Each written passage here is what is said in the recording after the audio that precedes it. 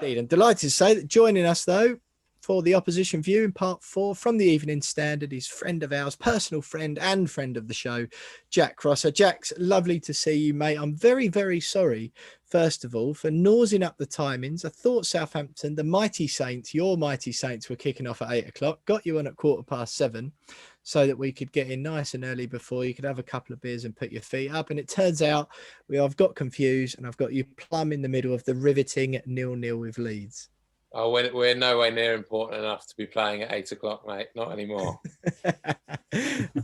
Jack, you've obviously covered West Ham loads this season. It's been brilliant having you on occasion to chat about the Hammers. But we've got you here tonight for your personal love away from your professional life, which of course Southampton. I can't really think of a stranger season. Ours has obviously been peculiar because no one expected us to do it. First half of the season, you were like Brazil. And second half, it seems like, people say about you being on the beach and those sort of terminologies are coming into play now. They say, Crystal Palace on the beach already, all of those mid-table teams on the beach already. Southampton seem to be having their feet up and the pina coladas in their hand in about January the 16th, wasn't it? Earlier than that, it's a really bizarre one. Obviously, like you mentioned, the start to the season was fantastic. Around about November time, I was looking to the game on Sunday as a title decider. I think that was the way it was shaping up. But yeah, it's been really bizarre. Obviously, flying start, and then like everyone, you get hit by injuries this season. But Saints were hit with a few of their most important players. Obviously, Danny Ings was out injured, and then you lose people like Oriol Romeo. Kyle Walker-Peters was a massive loss for a time. Yannick Vestergaard as well. He's been fantastic this season. Sort of just transformed into Virgil van Dijk all of a sudden. And when you lose those sort of players and the sort of lack of depth that Saints have got, then you can't keep up with it. And it really just spiraled and sort of went from being top in the league in November to looking over your shoulder quite seriously at a relegation battle. And now all the pressure's gone off and a couple of players have come back there. Flying again, back-to-back wins before Leeds and playing well against Leeds as we speak. It's so bizarre. Yeah, Ralph Hasenhüttl, he has his moments where he looks like one of the best managers in the world, and then you've had those 2 games where you've conceded 9 and fingers start getting pointed at him. But what do Southampton fans think of him? Because he has had quite an up and down time, because you look amazing and one week you don't. So what is the feeling behind him? He, as you mentioned, the 2, standard mentions for the 2 9-0s, but for a manager that has lost 9-0 twice, he's remarkably safe. Of all the managers that Saints have had in recent years, you wouldn't think it would be him that would be on the end of results like that. He's got the absolute backing of the board and the fan base. There are some questions over, changes he makes and, maybe being a bit stubborn in the way he plays, but you get that with any manager, however well they're doing. Some people are going to question what they're doing. But the message after the first 9-0 was, players are going to go before the manager. And it was similar again, really. But I think the main frustration is that he's not had the funds to sort of back up the plan that he's got, because he's given so much, power and control by the club, but he's not really given the finances to back it up. And with a bit of money, you'd like to be able to see what he could do. Jake, you mentioned finances there. What's he got to do in the summer to kind of ensure that there isn't a slump in form whenever 1 or 2 players get injured? Like, we're in the same position where squad depth has really bitten us towards the end of the campaign. What's he got to do with seemingly a limited budget to stop that from happening again next season? Yeah, you wonder whether they'll have to be clever with their loan moves again. Obviously, we've done quite well with them in recent years. Theo Walcott has joined this season and has just signed permanently on a free transfer. Kyle Walker-Peters came in on loan and then joined permanently.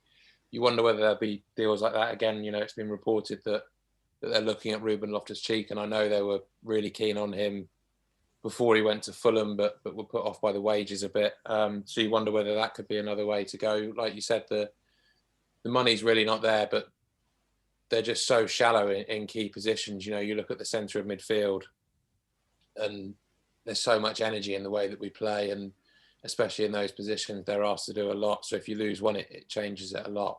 So you need someone reliable there. And it's a bit difficult for them because they're sort of, Ralph's very open about the fact that they're shopping in a market of around, 10, 15 million, and you don't really get too much when you're a Premier League club for that sort of price. So they've got to be extremely canny in what's already a very difficult market.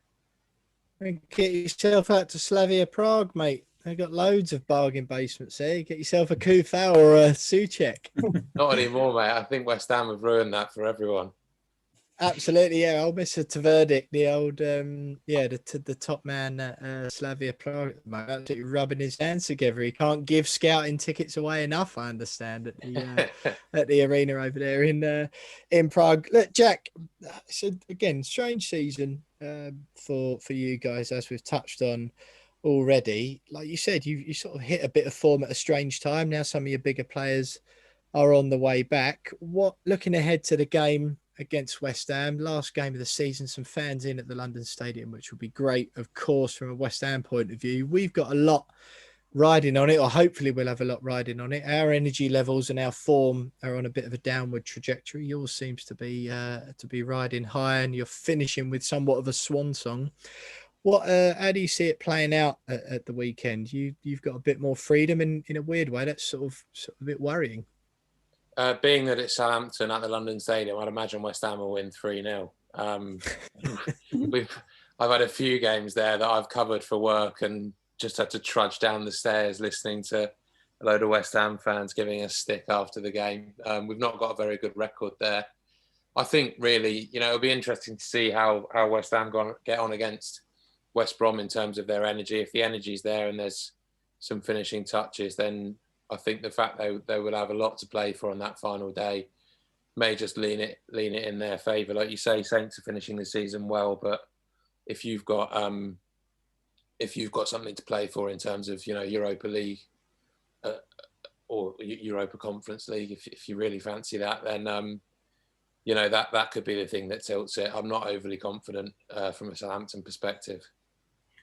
Jack, we're probably not confident either the way we're playing and clutching at straws. Is anyone going to be out for the game that might actually change things in our favour? Because I saw Ings was on the bench today, so he might have picked up something or something like that, hopefully. I'm afraid there's nothing that you can really say from that side unless anyone gets lost against Leeds. They're managing Danny Ings in terms of his fitness. He only played 50 minutes against Crystal Palace in the week. He came on at half-time against Leeds, so it's sort of all arranged in terms of building him back up after that injury and trying to get him into the Euros squad, really.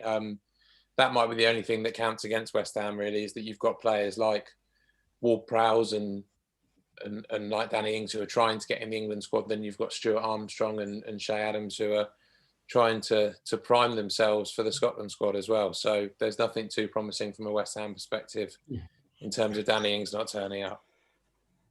Jack, one thing I noticed earlier, I was looking at the form guide home and away, and Southampton's away form is atrocious, has been all season. Do you think that partly that's down to no fans? Home form's been a little bit better, but now with fans coming back, do you think that we might see Southampton might see a bit of an uplift in form towards the end of the season with fans back? I'm not really sure. I think not having fans at St Mary's benefited them across the end of last season and the start of this. That for a good few years they really, really struggled playing at home in front of the home fans. I'm not really sure how much home and away has sort of impacted players when there's been no one in the ground in terms of going to difficult places away from home. I think our form in general has just been fairly atrocious across the majority of this season. I think we beat Liverpool at home on the 4th of January, and then everything fell apart from there. So for the most part of the season, it's not been fantastic. And then this upturn in recent weeks has been at home. We've beaten Burnley, beaten Crystal Palace, and beaten Fulham. So that's lifted the home form up again a bit. But I don't know. I think there might be a bit to take just from playing in front of fans again at the London Stadium. But you'd imagine, given the season that West Ham have had, it's hardly going to be a toxic atmosphere when they come back, is it? Until the first pass is misplaced, and then it all gets back to normal. Exactly that. Yeah. Jack, James mentioned a little bit of an upturn in form, and I thought he was going to say, is it because a few of them, Danny Ings particularly, are angling for moves in the summer? What's looking ahead to that sort of, that over summer period? It was a bit of a weird transfer window last year. There's questions about how much money clubs will have to spend this summer as well. Ings is obviously the main one that the mainstream media are talking about. What's your thoughts about the comings and goings at your club over the summer? I'd be surprised if Danny Ings left. I think they, speaking to people around him and around the club, they all seem fairly relaxed about the whole situation. You wonder whether the Harry Kane thing might change that. Spurs have admired him for, a decent amount of time, but I think it's, he'd be a good addition to Spurs in general. Whether he's a good addition to replace Harry Kane's a completely different question. So yeah, I'd be fairly surprised if he did eventually leave. But like I said earlier, there's a lot to do. You need some depth. We could do with someone out wide with a bit of quality. They sort of tried Takumi Minamino, but I'm not sure too many people are having him since he arrived on loan from Liverpool. So there could be a bit of movement there. Ryan Bertrand is one that obviously is going to move on as well after 7 years at the club. So there's more business to be done at left back as well. And they're looking at a number of options there. Just as we've gone 1-0 down against Leeds. That's fantastic.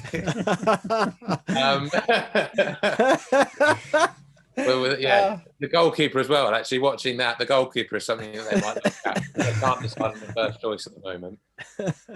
Absolutely delighted to have you on for that, Jack Rosser, I must admit. We'll let you go and drown your sorrows. Before we do, it's final game of the season.